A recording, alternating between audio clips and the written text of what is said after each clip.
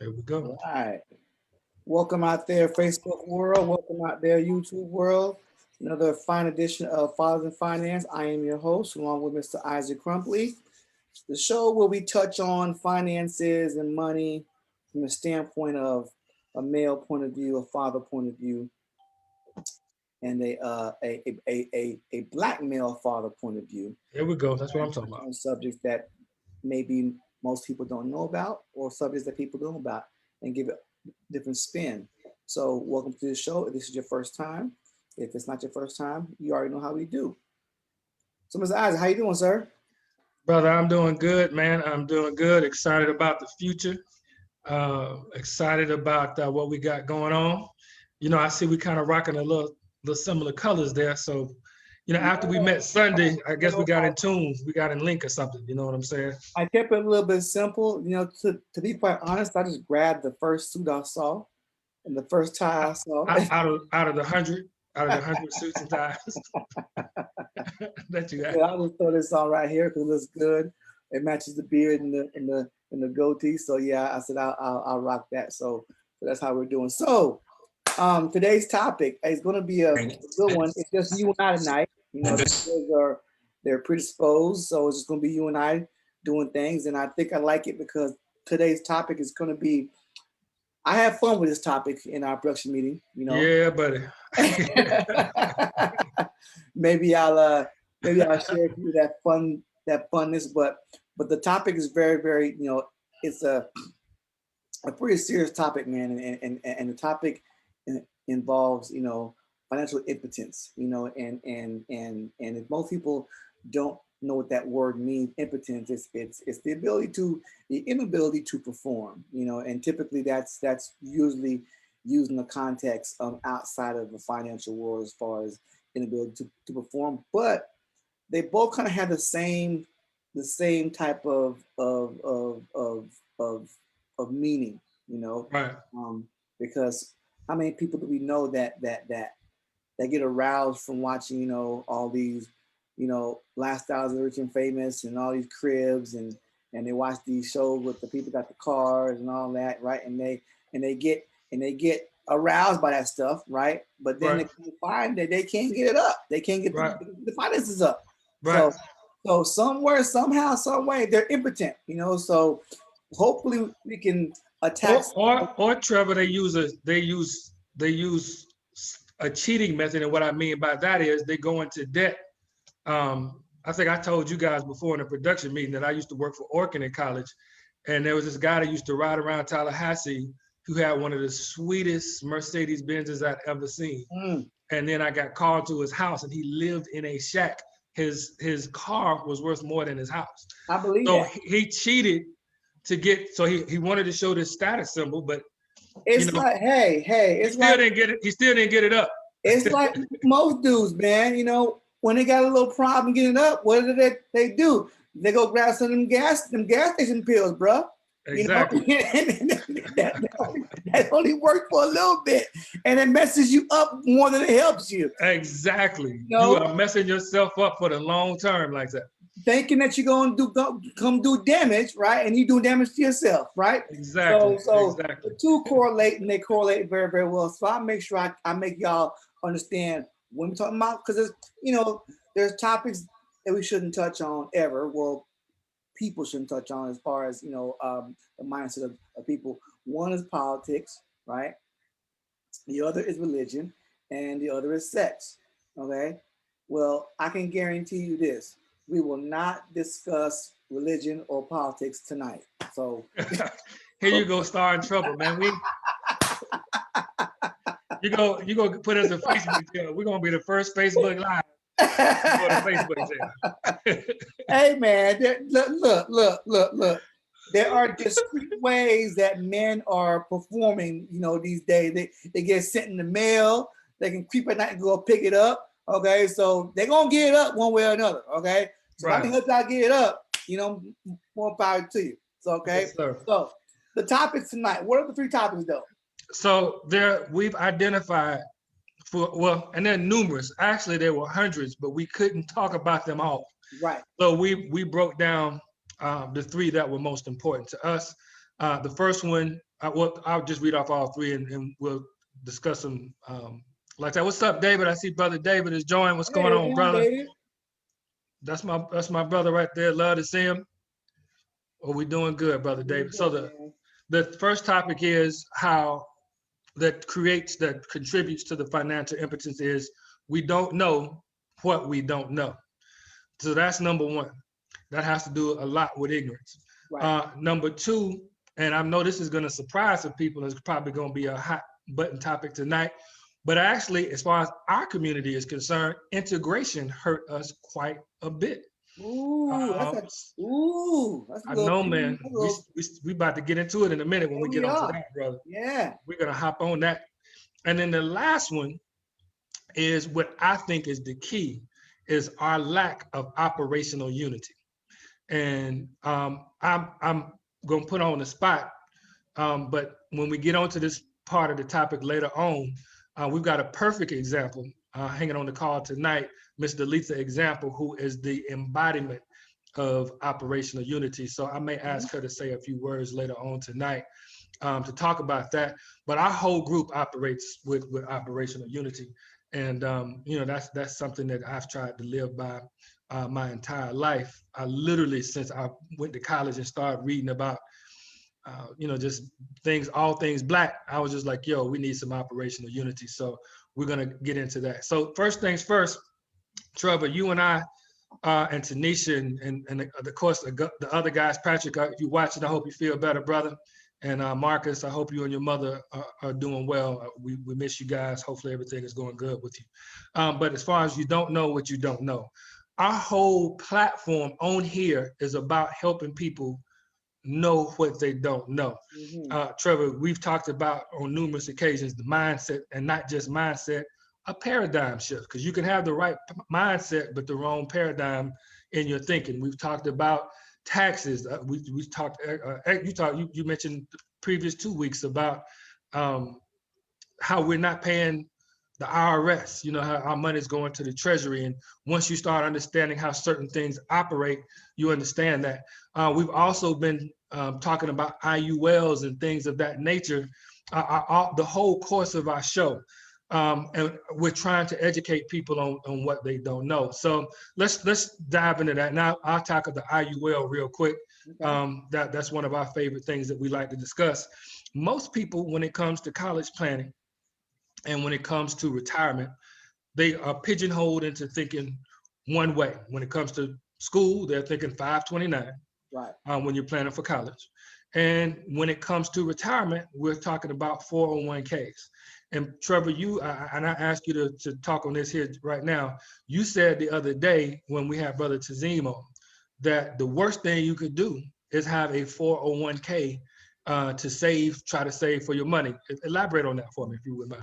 Well, it's Robert Kiyosaki has a pretty poignant phrase, and that what a saying. That saying is savers are losers. Okay, and he's not meaning it in a sense of you're a loser as an individual, but you're losing as an individual money if you're saving, because the one thing that most people don't account for is inflation. Okay, and that could be a topic that people don't know they don't know. Okay, Right, but that right. is the first thing that eats away at your money is inflation. Right, and I could probably ask everybody out there in Facebook world, how much is inflation? And couldn't nobody tell me. Couldn't nobody tell me. All right. But that is the first thing that eats away at your money. All right. Now, not only does inflation eat away at your money, as David says, it's a silent tax. Okay. But also, what you're choosing to do is you're choosing to defer your taxes at a later date on a bigger amount at a larger rate. Right, Okay? right. Which logically, if you was to ask anyone logically, would it make sense to pay taxes on the seed of something or on the harvest of something? Okay. Most people will say what? The The seed. seed. Why? Because it's smaller, right? Right. So by logic alone, a 401k is what? Not the best choice. Right. Because By logic alone. you're just saving that money to when you get ready to retire. Exactly, exactly. And then there's another outside of excuse me, outside of Bless you. all of the other taxes or fees that eat away at your 401k, one major one that people don't know, but they should know, is that 10% penalty tax, okay? Or 10% penalty for withdrawing the money early. Now, I get it. You know, if you agree to give them the money, right, and you agree to leave it there for a while and you take it out sooner, okay, you may be in default of an agreement, okay? However, that agreement doesn't even have to be in place because it was already in place since 1913 when Title 26 came about, okay? And that is this: every time money changes hands, okay, or changes possession, it creates what's called a taxable event. So Right. when you give your money to your company, your employer, or whomever, okay, that is still your money, yes. However, they now possess that money, okay. Once you give them that money, you've actually created what's called a taxable event. Now, your company or the company, they get tax favorable benefits for creating a 401k. Right. So even though you're creating a taxable event, all right, one where you got to pay what you turned over and they must declare what you turned over and be taxed. So both y'all are taxed on that end. But in this case, excuse me, you're the only one taxed, okay? Because the 401k, oh man, excuse me, You need some water, brother. the 401k is actually a tax code, okay? Its actual name is called IRC, Internal Revenue Code 401k, right? All of 401ks, 401bs, those are all tax codes. And as you know, as an individual in this country, anytime that you don't know about taxes is a bad time for you. So you wonder why the IRS has no problem with you deferring your taxable obligations till later at a higher rate, because obviously they're going to make more money. So that 10% tax that you're paying, or that 10% That's like the mob, brother. That's literally like a gangster mob legal extortion, waiting for you to get the legal most extortion, money, and then they come in and taking it, coming in and picking it up. legal extortion. So many people have contributed to their 401k, and then they run into a financial emergency and they need some money, all right? And obviously Right. the 401k is their only option, okay? Now, because they're pulling the money out early, they're going to get hit not with a penalty, okay, for pulling out early. What you're hit with is an actual tax, all right? Because again, when you give your money to that company, whose money is it? It's still yours, right? Right. However, who's possessing it when you give it to them? The company. They're possessing it. So when you ask for that money back, what did you just do? You change hands again. Yeah, and you created a taxable event. And now you're the one holding the bag. So you mean tell me, when I give them people my money, okay, I'm the one that's left on the hook for the tax, and they're not. And then when I want it back, I'm gonna pay a 10% tax for taking my money back, and then you're gonna be hit at your individual tax rate for whatever you did take back. So if your individual tax rate is 35%, which is where most people fall at, dude, you gonna tell me that you're okay with paying 50% in taxes just to use your money? No, What sir. part of the 401k is wise? Right. I'll wait. I'll wait. All y'all that have to brag about, but my 401k is that, my 401k, okay, you tell me which part of that logic makes sense, Isaac? None of it, brother. Now, as a solution, again, this is the number one thing that creates financial impotence. You don't know what you don't know. Right. So if these people are willing, if we as a people have been conditioned to go, all right, I'm going to spend $200 out of every paycheck every 2 weeks, and I'm going to put that money in a 401k. And there's nothing wrong with the idea and the heart to do that. You want to save for your retirement. I mean, that is wise. That's logical to do. Bro? I get it. I'm gonna ride with your logic just for the show. But if you, No, that I'm on your logic, brother. Listen, all I'm saying is that don't even ask me a question about 401k. No, here's what I'm saying, Trevor. I'm saying the idea, because we don't know what we don't know. So the idea to want to save, there's nothing wrong with that. Nothing wrong with that. I commend people that want to go save, but they don't know that there is something different. That's all that I'm saying. So now when you introduce the FFIUL, the IUL, you're putting that 200. And now if you just say, hey, I'm gonna switch that same $200 every 2 weeks or $400 a month, and I'm gonna put it in an FFIUL, a fixed index universal life policy. Now it's a different tax code, and it's protected by life insurance, because life insurance by law does not get taxed. And so now you're adding compound interest. And most importantly, you do not lose money. So for instance, if, like I think after 9/11, when the markets crashed and everybody lost money in their 401k, it took 12 years for most 401ks to get back to the level that they were at. So if you were 30 and you had $100,000 and then you lost money, you did not get back to $100,000 until you were age 42. You just wasted 42 years. But if your money was in an IUL, you were still at $100,000. You might not have grown much, but you did not lose money. And as the market increased, you went forward from the point that you had stalled at. So if you had stalled around 100,000, you moved on. Isaac, yes, you talk to a lot of clients, right? Right. Okay. Have you ever asked your client that have 401ks? Okay. Have you ever asked them, one, why did they get it for? Okay. Right. They have it. Okay. Okay.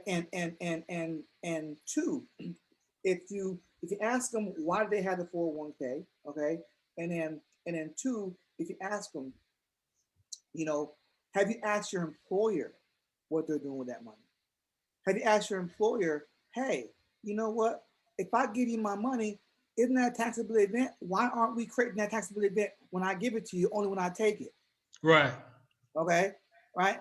Those are questions that people got to be asking. But then again, you can't ask those questions if you don't know the rules. Exactly. And that's where we fall in. It's almost, we have just accepted the fact. I know I did until I was educated. I mean, I just accepted the fact, all right, well, this is what I'm supposed to retire. I'm supposed to use this. They told me this is what I'm supposed to do. Hell, my parents said it. My parents told me, hey, man, get you a job, get you a 401k. Yes, man. There we go. Do you even know why the 401k came out in the first place? Yeah, but again, let's talk about it. So I'll let you do it, brother, because you just you look like you was about to jump out your seat. You look like you was about to jump out your seat. Thank you. So back in this was back in give me the date. I know you know it. Yeah, this was April 15th off the coast of Maine, an island called Minot, okay? 1971. Okay. Then President Nixon had a meeting with himself. Okay. The meeting was, hey, we're going broke. Self, we go, yeah, I know we're going broke as a country. So self, what should we do? Well, self, let's pull our money. Let's take our money off the gold standard. Okay. All right. That was 72, right? Right. Say again. You said that was 72, right? When we took it off the gold standard? That was 71. 71? Okay. All right. April 15th, 1971, off the coast of Maine, an island called what? Minot. Okay. Right. So he pulled our money off the gold standard, which means that now our money was no longer backed by what? By gold, silver, any currency, anything tangible. Right. So if you had a pension with a Chrysler or GM or one of these big companies, okay, you got a pension because Chrysler could stock away all this money into an account, right, and pay you a guaranteed pension. Why? Because that money was backed by what? By gold. Okay, right? The second he removed us off the gold standard, all that money that Chrysler had socked away for your pension, what was it now worth? It's a promissory note. Yes, it was now worth nothing. Nothing. It's Okay, it's IOU. no gold backing it, right? So because there's no gold backing the money, that means that every second of everyday money does this.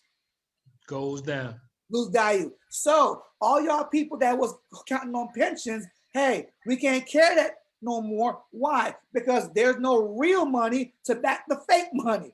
Okay, so now, okay, in 1974, this act was passed. It's called the ERISA Act, the ERISA Act. Okay, and that introduced the 401k. ERISA stands for Employment, Retirement, Income, Security, some sort of act. All right, and that's when the 401k came about, because now there was no more guaranteed pensions. Yes. It now meant this, folks. It now meant that if you wanted to retire, you must now invest to retire. Right.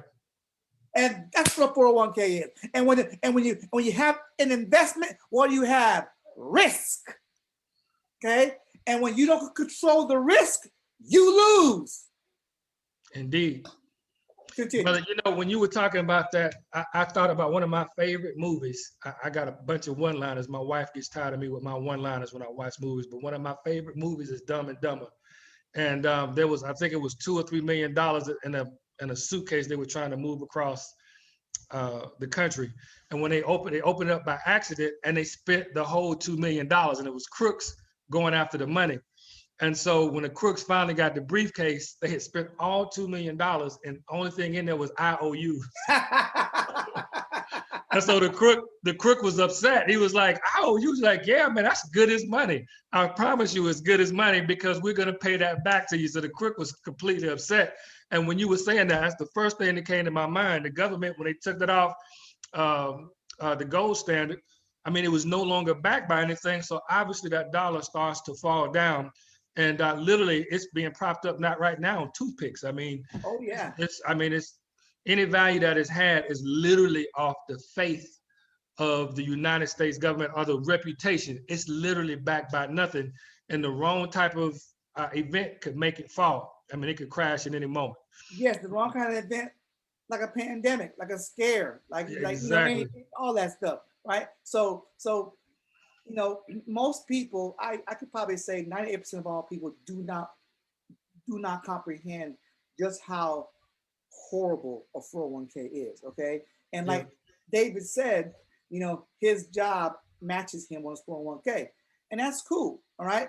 But the only reason why they match you is because of this. It's one, to keep your money, okay, coming, to keep it flowing, okay. And as your company, David, all right, what are the tax breaks that they get for you giving them your money? Because you ain't getting and they won't tell you. Because if they told you, okay, you would absolutely positively say you are stealing from me. Because I guarantee you that your company, okay, open up a big ass IUL, all right? And they're getting paid double-digit compound return off of your damn money and giving you what, 1%, 2%? And then they're taxed on that. So they're taking your money and their money, investing in it, probably in IUL, gaining, or a crazy fat ass annuity, okay, gaining double-digit compound returns, okay. Imagine if you're gaining 28% return on that money compound, all right, and you're only giving the individual 2% simple. Come on, dude. Who? Come on. Right.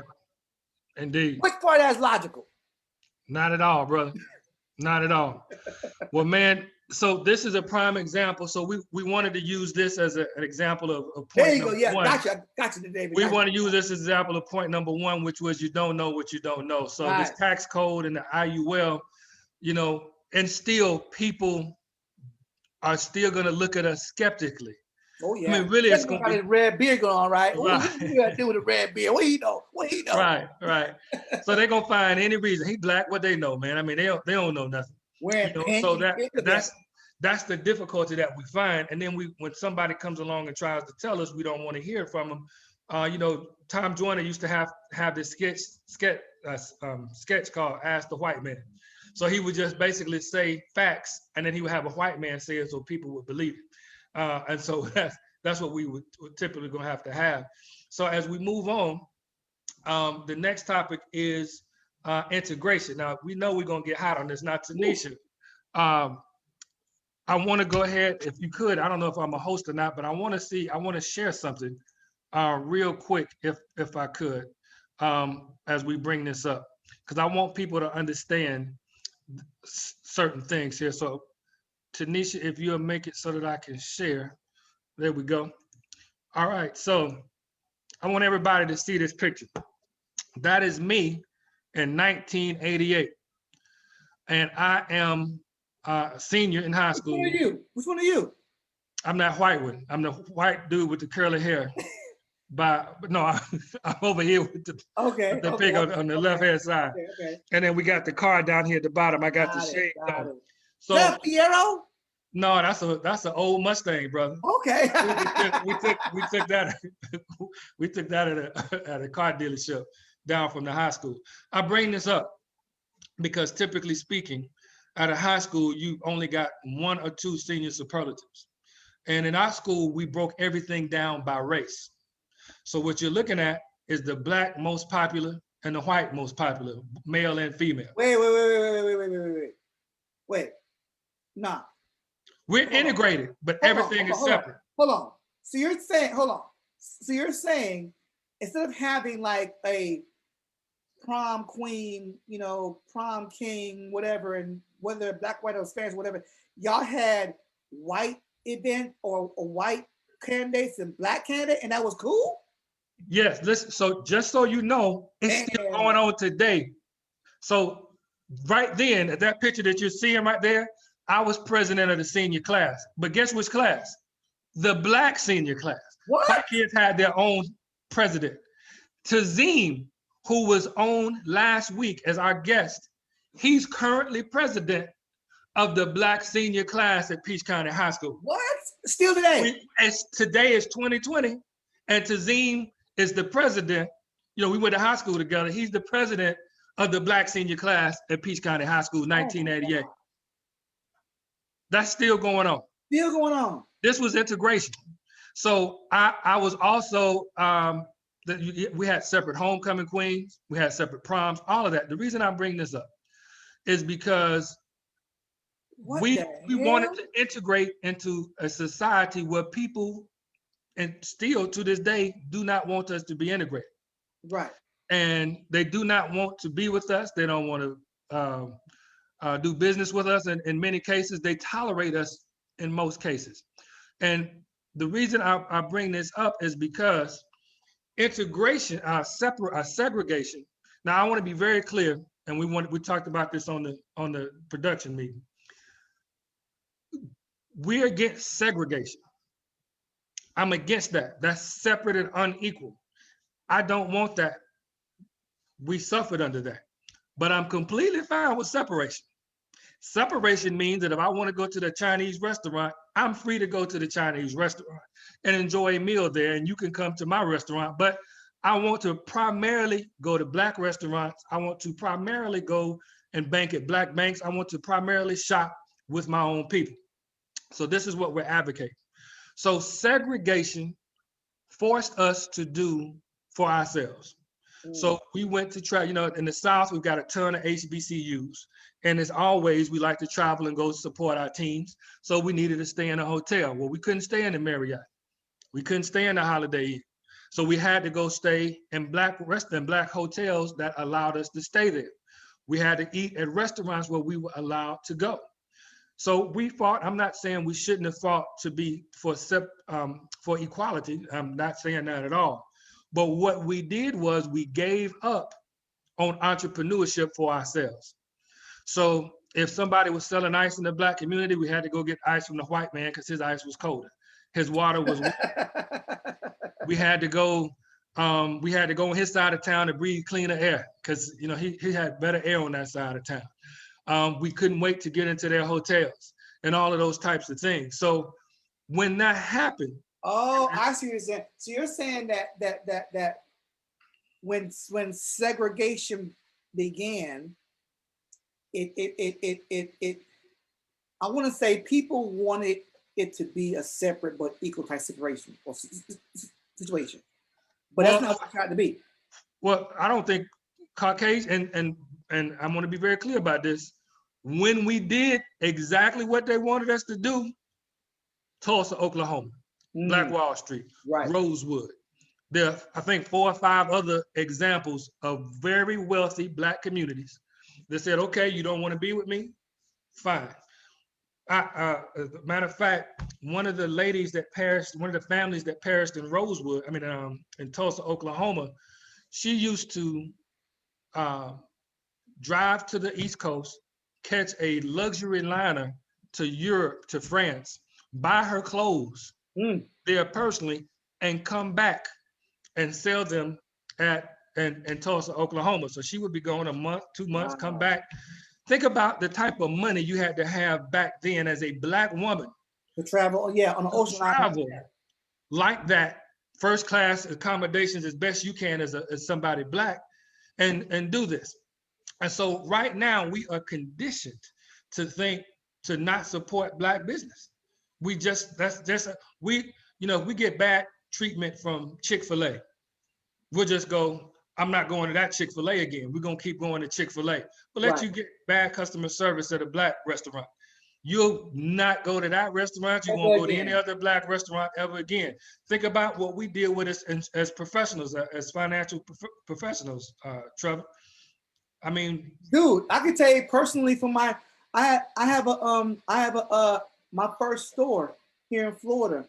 It was I opened it up in the Black community because, you know what, this suit I have on right now, okay, this suit, right, if you bought this same suit in Joseph A. Banks Men's Warehouse, okay, you probably gonna pay $800 for it, right, especially if it's a 3-piece suit, and it's a Stacey Adams. Those are nice suits, brother. Right? I sold these suits every day out of my store. If you want a Stacey Adams suit like this, tie, a double knot tie, your lapel pin, your handkerchief, right? Your vest, shoes, socks. You could buy this entire ensemble, Isaac, Stacey Adams, okay, for $245. The entire ensemble. The entire ensemble. Okay. All right. I have so many suits, bro. David may be able to tell you that I used to wear 2 suits a day for 3 days. I would wear 1 suit in the morning from 9 to 12. I would change everything, suits, socks, shirt, and wear a different suit from 12 to afternoon. And bruh, you know how many times people will come in there and ask for a discount, ask for this, after that. I'm like, you are getting a Stacey Adams suit, right? That I can charge legit $1,000 for. And I'm giving it to you for $245, right? And I say, why is it? And people will have the nerve to come. Now, I ain't gonna lie. I bought my wife a Range Rover and I bought me a Range Rover, okay? And yes, we parked them in front of the damn store because that's where we got to park at, okay? Right. People came in that store and were like, I ain't paying, I'm not gonna put gas in your Range Rover. Are you kidding me? First of all, for what I'm selling these damn suits for, I ain't living off that shit, okay? All right? But I say awesome. I say, special question. When your ass walk into Walmart and you buy that bread and that milk, okay, do you ask for a damn discount? Right. They counting your coins, man. Exactly. They counting your coins. And all I wanted to do, bruh, was dress Black people in nice, high fashion, high quality suit. This suit right here, okay, Joseph A. Banks will cost you at least $800. And guess what? They won't question it. They won't question it either. They go right in there in Joseph A. Banks and buy that suit. Yes, the same boring ass gray, blue and black, and they pay a mint for it. Why? Because it came from, and let me tell you, I know this because for facts, they sell the cheapest material. Okay. I would, from what I know now from retail, I would never buy a suit, a shirt, a tie from those banks, never ever again, because they're buying the cheapest suits and selling them for 10 times the cost, right? Wow. And I'm trying to deliver quality to people for under $250, and they're like, so you know what? We closed that bit. We closed down. Said no, we out. And so that's a shame, brother. You know, we got to get past that, brother. And that actually is leading into our next topic. But we're still gonna milk this one out for just a moment. It's real. But Tanisha just sent me a little note here. We've actually got some stats from Tulsa, so I want to discuss that. So this is what was the street on Black Wall Street: 600 businesses, 21 churches, 21 restaurants, 30 Black grocery stores, 2 movie theaters, 6 private planes. And I think the story of the woman that was going to France, she would fly to the East Coast in one of those planes to catch the luxury liner. There was a hospital, a bank, a post office, obviously numerous schools and libraries, law offices, and even a bus system.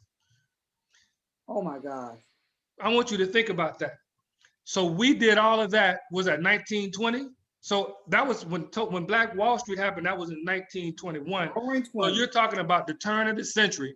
You're talking about Black people having come fresh up out of slavery and got the perfect Black example of how to exist.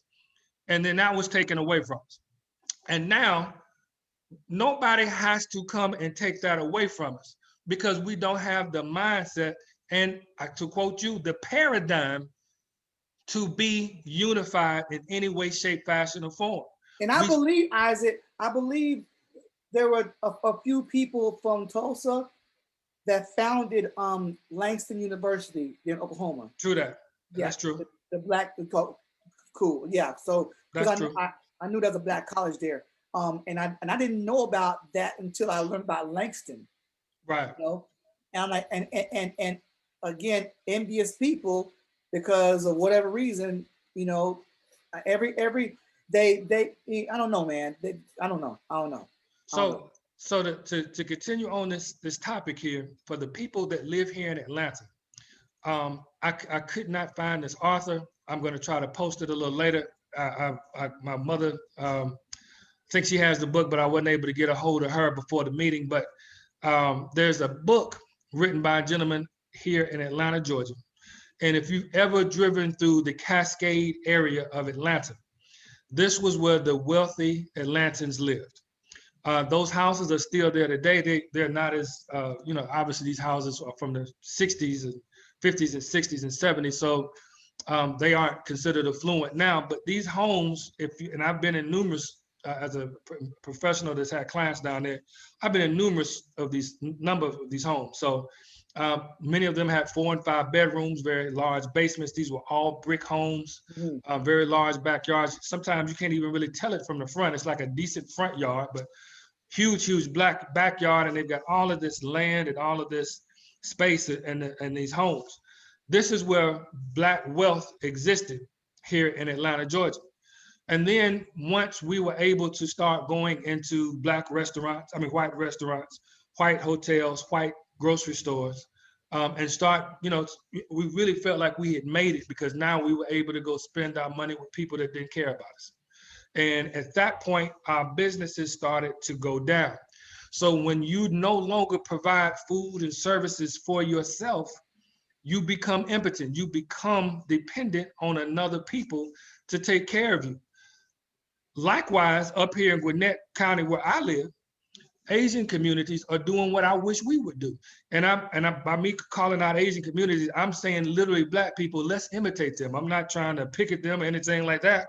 I want to emulate them. Why are we so angry and bitter and why are we like this? I don't know, bro. Why I mean, does it hurt that bad to to try and stand up and try and work together. It's like it can be depressing. It And it can. can make you not want to do anything. It can. You But know? we got to fight that ignorance, though, brother. We Yeah. have literally got to fight that. But the thing about it is, it's going to take people like you and me, people on this call, to go out of our way and make it fashionable to do the right thing. So I personally would drive 44 miles to a black dry cleaner to clean my suits and clothes.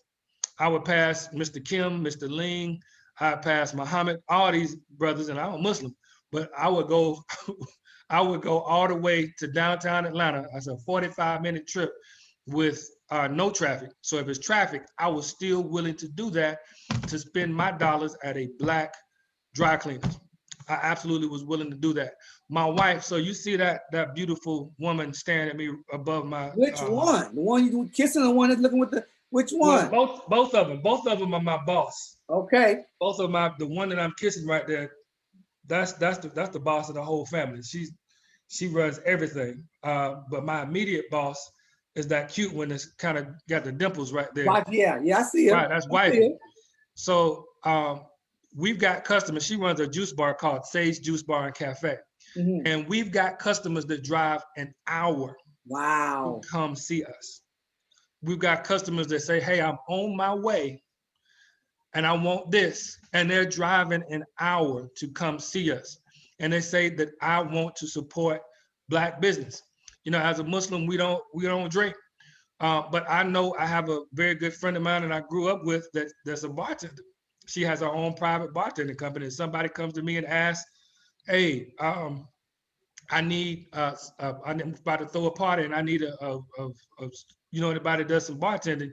I always listen. I don't do that, but hey, I got a sister that I grew up with.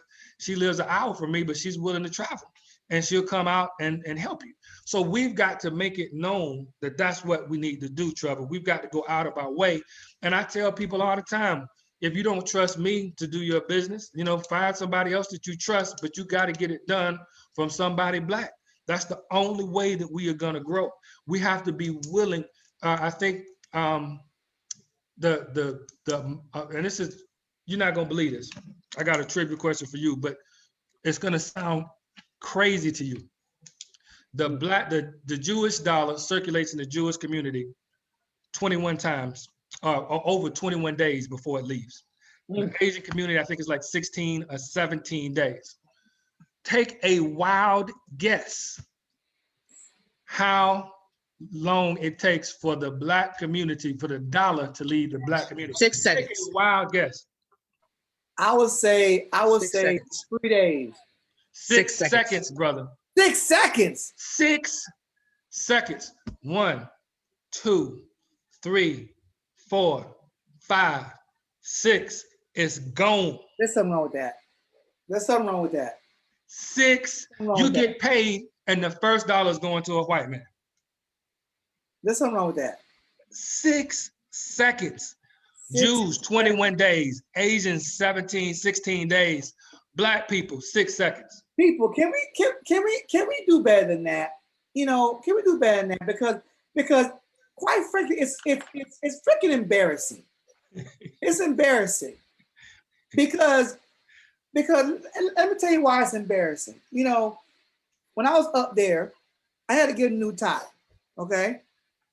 And I wanted to use a Black-owned establishment. And so I found one. So I called over the phone, to get the tire quoted and everything. And I got a price that I quoted. Okay.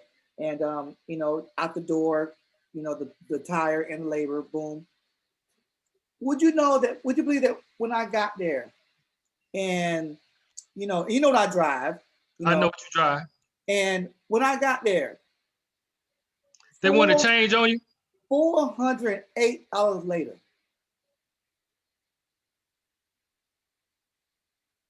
For one time. Now I paid it because I can. But I said, bruh, this is why your shop is empty. He saw what you were riding on, brother. This is why your shop is empty. He saw you as a quick come up. And that's all he'll ever get is quick come ups. Nothing sustaining. Right. Nothing sustaining. You got to treat people well, man. Why is it that is the mindset of our people, is that give me what I can get now and I'll take care of the rest later. It's to me it's embarrassing. It's shameful, and it does put in our minds not wanting to go and patronize our Black businesses because we can't trust them.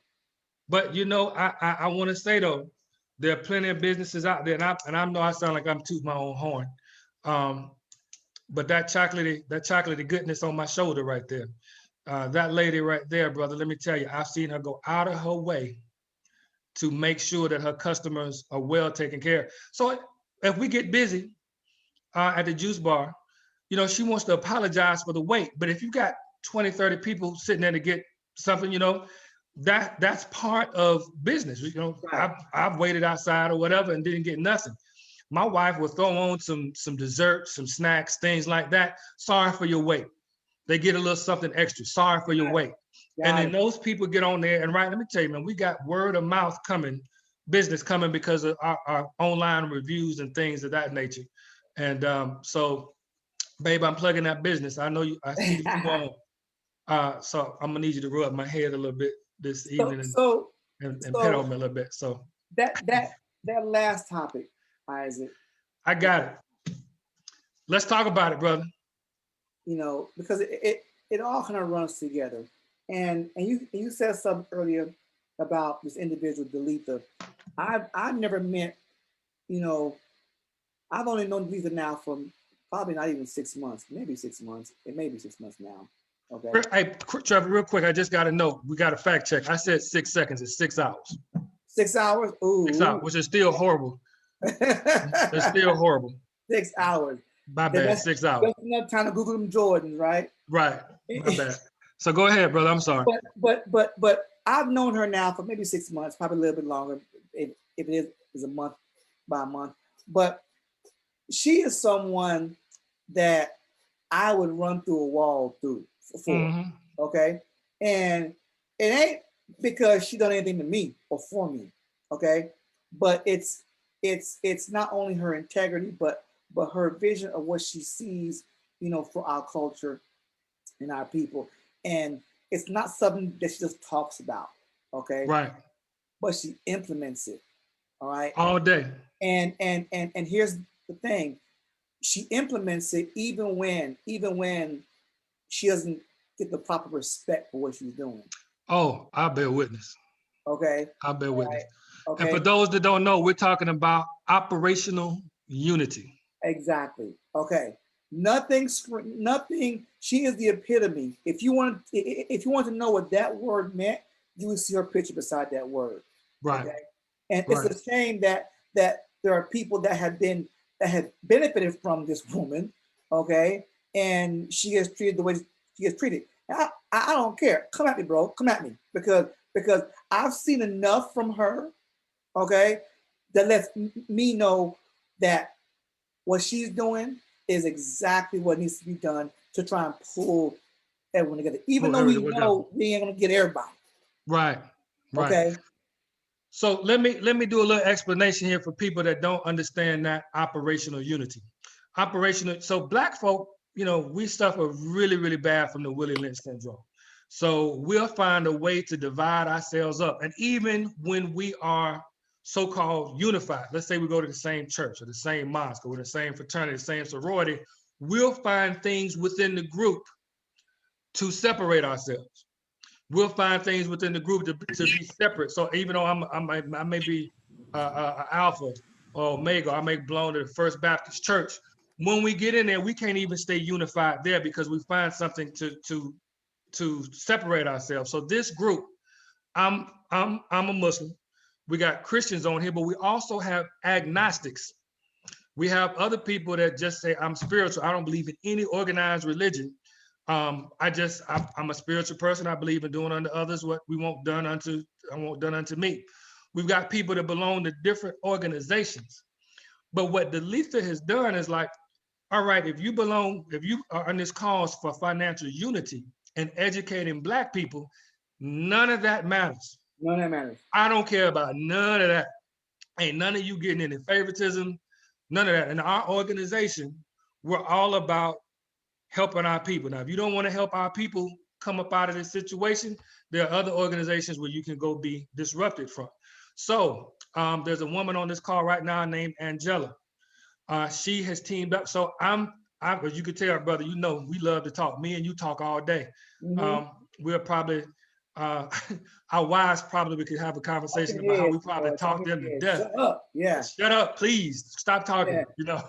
But Angela uses me. One of my strengths, of course, is talking to people. My wife says I don't meet any strangers, but I'm not the most organized person. Angela is supremely organized. So when I get a customer, guess what I do? I share business with Angela. Because I'm gonna go out and get that customer. Right.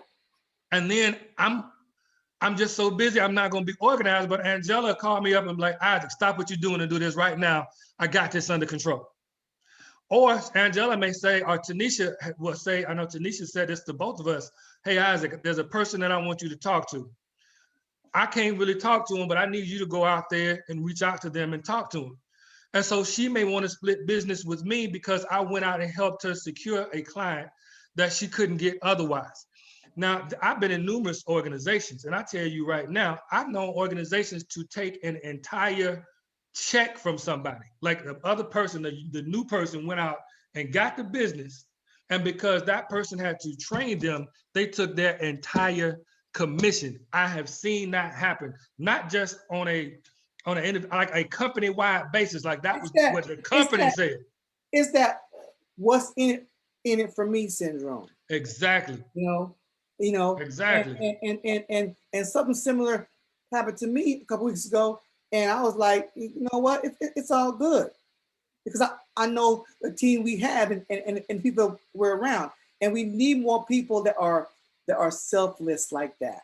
Right. Okay. Right. Because we cannot get ahead as a people if we're selfish about everything, if we're envious about everything, you know, because don't you think that person worked hard to get to where they're at? You know, when I spoke on the weekends, you know, people would always say, I want to learn everything that you know about money in 3 days. And I'll just laugh, you know, and I asked them, I said, okay, sir, ma'am, no problem. I tell you what, let's do a trade. Okay. I ask them, what do you do for a living? And they'll tell me they're an engineer or they're a doctor or whatever. And I'll say, great. You know what? I want to learn everything about being a doctor in 3 days. Right. And they would laugh at me. And I'll say, why are you laughing at me? And I'm like, well, because I gotta go through. So okay, so let me get this straight. So you want me to respect the time and effort that you put in to learn your craft, right? But you can't respect mine. Exactly. Just because mine doesn't happen to have a degree beside it or whatnot, okay? Just because I'm a black man talking about something that I probably shouldn't be talking about, okay? Does that cheapen it? You know? Right. But how many people want to learn about anything, okay? And want to learn it in a short amount of time, right? And for the least amount of money, okay? But then ask them to teach them how to do what they. Oh no, oh well, come on now. And right. I think the respect factor has been lost in people. Okay, they don't respect the people. Only see what you gain.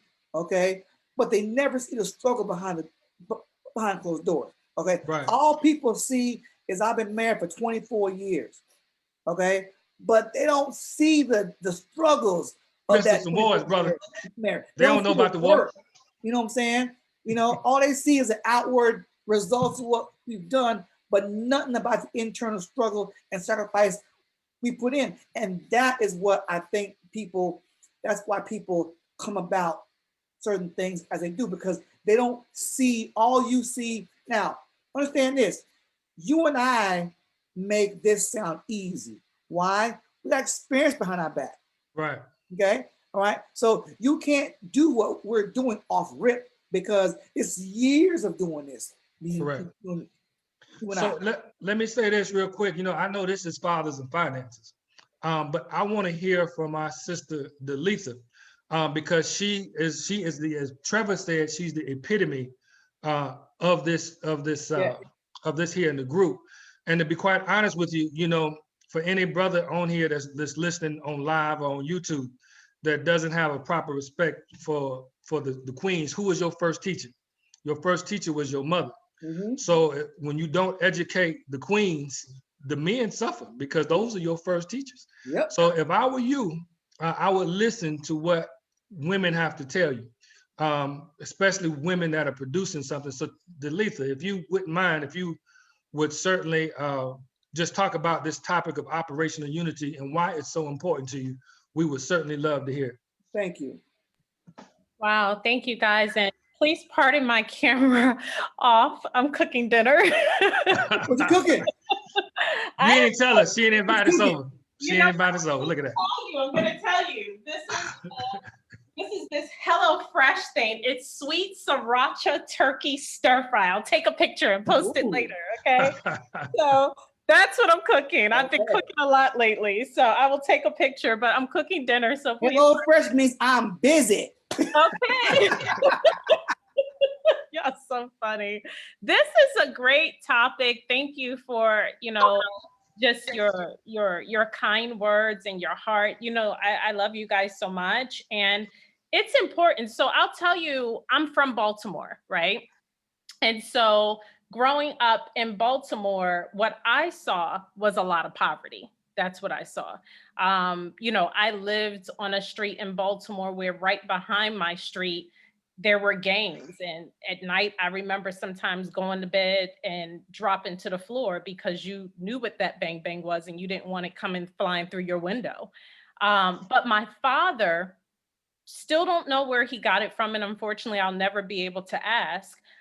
He understood some elements of money. And so Trevor and I, we connected very early on because this platform that you guys are building is so powerful. But what's even more powerful about it is that you have the minds coming together respectively from your given places of knowledge and literally sharing with the public. And that's very powerful. And I'll talk about that a little bit later. But with Trevor, I got connected because when you talk about the rules to money, my dad used to say things like that, but he did not have a degree in money. There is no degree, no finance, no MBA, nothing. But he understood protection. He understood family. My father was very quiet until he had something to say. And when he spoke, people listened. My father used to tell me, you have He was E.F. Hutton. Say it again. He was E.F. Hutton. Yep. Educate. When you remember the commercial when E.F. Hutton, people listen, the old commercial when people would be walking down the street and E.F. Hutton would say something and then the whole street would stop to listen. Got you. I'm gonna have to look it up. I'm 75. You know, you got me by just on YouTube. Okay, you got me about 5.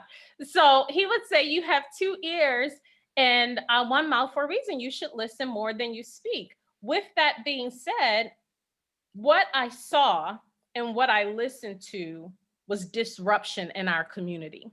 I saw the disruption. I saw how, you know, there was the lack of unity. And when I went to college, again, I grew up in Baltimore, so I saw a lot of us. When I went to college, I went to University of Delaware. That was my experience to see massive diversity, massive people that did not look like me, and they were disjointed. But when I came to this company, which was some years later. So after grad school, going back to Baltimore, yada, yada, yada, some work experience. When I found out about this opportunity, this company, this amazing life-changing experience, it was when I began to see communities unite.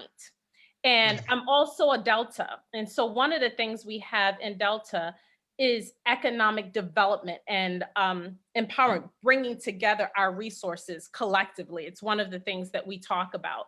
But when I came to this company, I saw Indians working together. I saw Asians working together, and not just Asian group, but Filipino or Chinese. I saw we didn't have a lot in the beginning time, but later on, Latinos coming together. In community, they were working together unapologetically. I'm not going to apologize to you because I want to educate my community. I will stand in front of 10, 20,000 people and speak about wanting to educate my community. But I saw with us, there was a shyness about wanting to unify. And I see that not just in financial education and financial literacy. You can have two suited up brothers, add two more. I know Marcus and Patrick are typically here with you. And you go out and you just stand on the corner and have a conversation. You're going to make folks nervous. You suited up.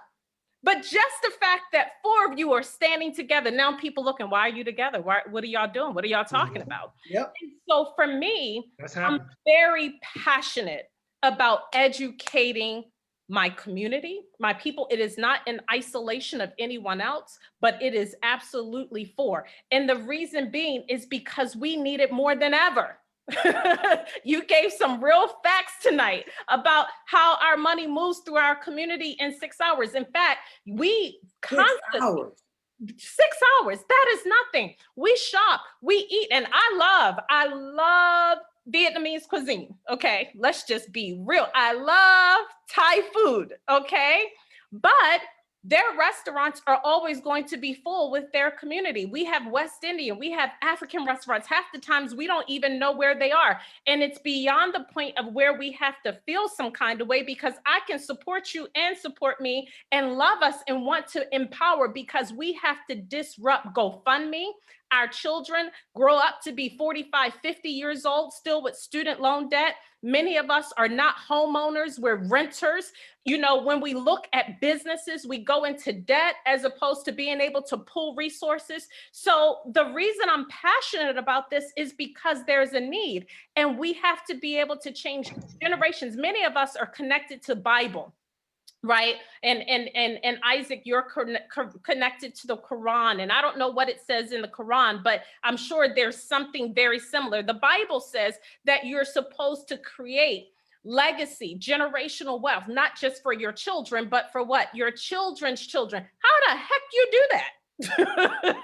If you don't have nothing, how the heck you do that if you don't even have basic protection? So when my daughter was 3 months old, I said, the buck stops here. I opened up a $500,000 policy for my baby. She will become not $1 million 65-year-old. She's going to be $1 million earner by the time she's 18, 19 years old, because of what we know here. So absolutely, it is unification time, so that we can be empowered for generations and generations to come.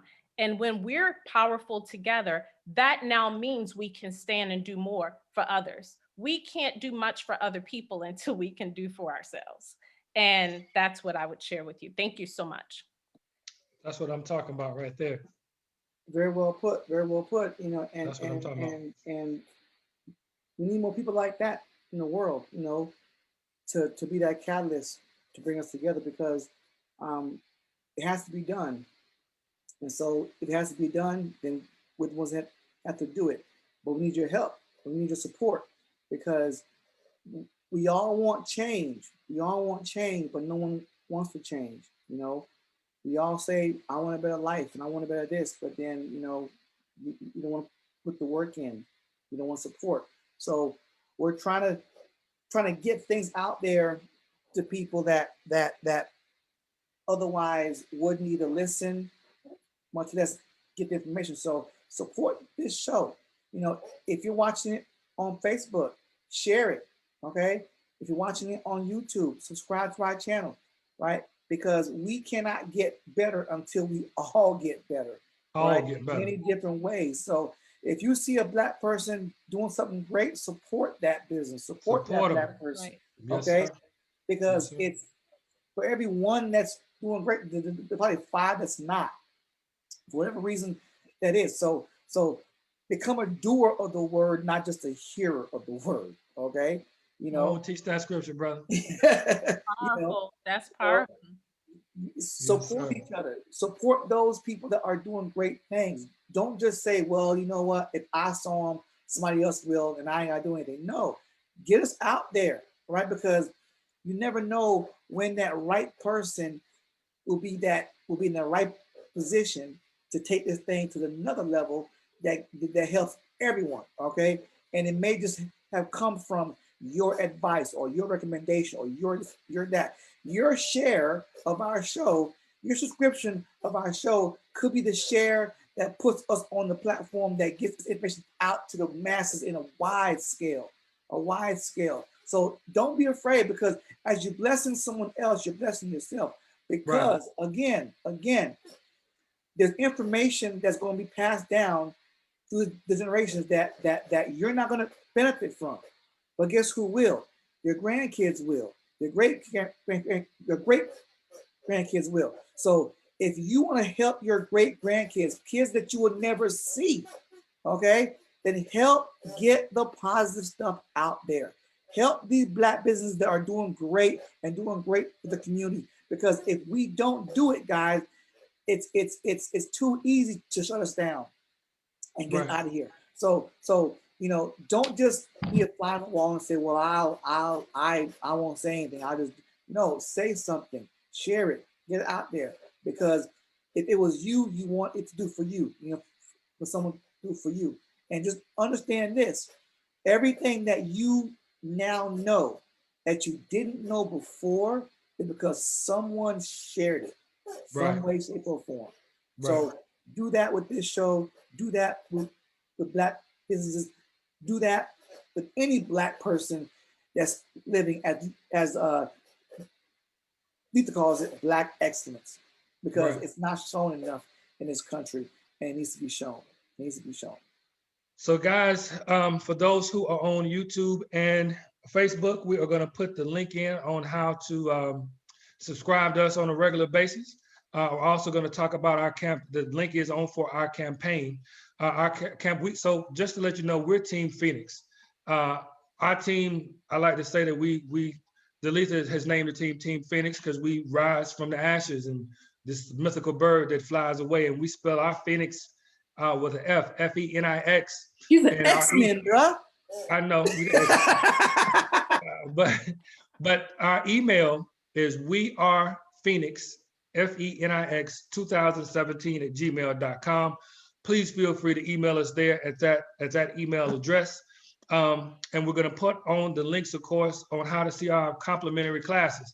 Again, we've got classes all week long: how to reduce your debt, how to gain assets, how to properly prepare for your retirement and things of that nature. All of these courses are free. As a matter of fact, just to add a white name to it, these courses that we teach are also being taught at Harvard. Delisa is also teaching these courses at Mercer University. So you're not getting just Negro courses if that's what you think. Our courses are being taught at Harvard University. All right. So if you needed that type of validation for it, hey, Harvard uses our courses, so there you go. Mercer uses our courses, so there you go. So these are courses that we always are taking and trying to learn, and also trying to share with you. So please subscribe to our channel, Fathers and Finances, on YouTube. The links are all to our campaign are all there. Please subscribe, log in every week to try to get on Facebook Live. We love to see and hear from you. Hopefully, our guest next week, we can, Tanisha, can I announce it? I think I can announce it, right? Yeah. I can go ahead and announce it? Yes. So we are having the son of the Honorable Minister Louis Farrakhan, grandson of the Honorable Minister Louis Farrakhan. He's going to be on next week. He's unfortunately, he was going to be on this week, but he had an illness that he's dealing with. So he should be better by next week, and he's looking forward to coming on. So we're going to be talking about operational unity from a whole nother standpoint.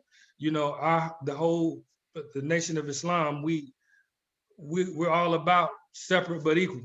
we're all about making sure that everybody can, that our people can learn from the best of all worlds out here.